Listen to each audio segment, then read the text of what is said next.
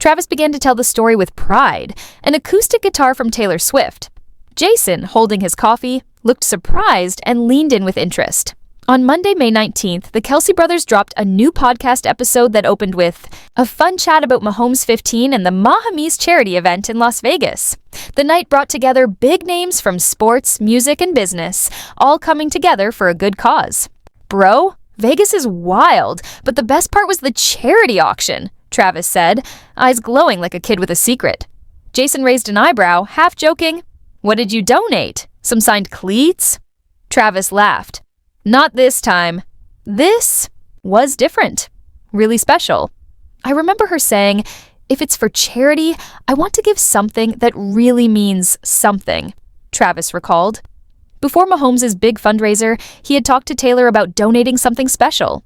Taylor, always generous and thoughtful, didn't even pause. She offered one of her favorite acoustic guitars, the one she used in the studio while writing songs for folklore. She took it out herself, cleaned it up, signed it with "Love Always, Taylor," and handed it to Travis. Jason's jaw dropped. Wait, she actually used that guitar to write music? Not just a fancy display piece? Exactly. Travis nodded. It's a real one. Scratches, fingerprints, even that old pine smell. It has soul. The guitar went up for auction at the end of the night after huge items like a signed Mahomes jersey, a hunting trip with Andy Reid, and a rare Super Bowl ring. But when Taylor Swift's name was announced, the room lit up.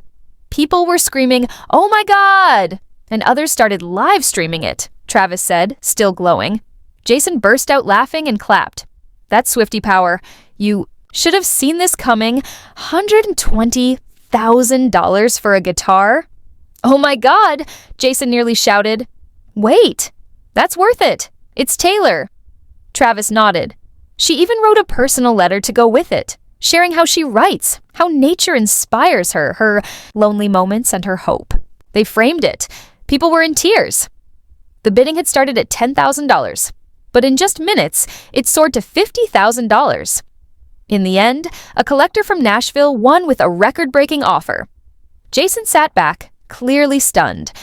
After a quiet pause, he looked at Travis and said, "Man, the world's jealous of you." He grinned. "You're dating one of the greatest artists of our time. She's not just insanely talented, she's the kind of person who gives away something so personal to help others." Jason laughed and gave a playful wink. "And you just casually drop that into the conversation like it's nothing?" Travis smiled, but his eyes showed something deeper. Pride, yes, but also gratitude. "Honestly," he said softly, watching that moment in the room, hearing the crowd react, knowing it came from her heart, it gave me chills. It wasn't just a guitar anymore, it was a part of her story. And to see people connect with it like that, it reminded me why she's so loved. Jason leaned back, clearly still processing everything. "It's crazy," he said. "Most people guard their personal stuff, but she gave away something tied to her memories, her emotions, her work. That's rare, man. That's love and purpose, mixed together." Travis nodded again, more serious now. She didn't even hesitate. No second thoughts, no drama, just a quiet moment where she said, "Let's do something that matters." That's who she is. Then, with a grin, he added, "And honestly, she's way more excited about the money going to help kids than she is about the fame. That's the kind of woman she is." Jason laughed. "You better hold on tight to that one, bro." They both chuckled, but the mood stayed thoughtful. There was a pause, and then Travis said, "It makes you think about what really matters. Fame fades, money comes and goes, but making someone feel something, that lasts." Jason nodded slowly. "That's real. That's why her music hits so hard. It's not just sound. It's feelings turned into words." Travis looked away for a second, like he was remembering something. After the gala, someone came up to me and said, "That guitar, that letter, it reminded me of my daughter. She listens to folklore when she's sad. She says it helps her feel seen." That hit me, man. Jason looked touched. "That's beautiful." Then, trying to lighten the mood, Jason smirked. "But still, next time, maybe she can write me a little note too. Something like, 'To Jason, thanks for being the cooler Kelce.'" Travis burst out laughing. "I'll pass that along," Jason added.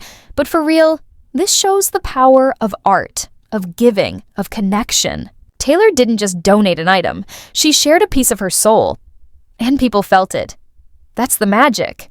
As the episode wrapped up, you could tell this wasn't just another football podcast. It was two brothers opening up about something bigger than the game, about love, giving, and the power of sharing what matters most.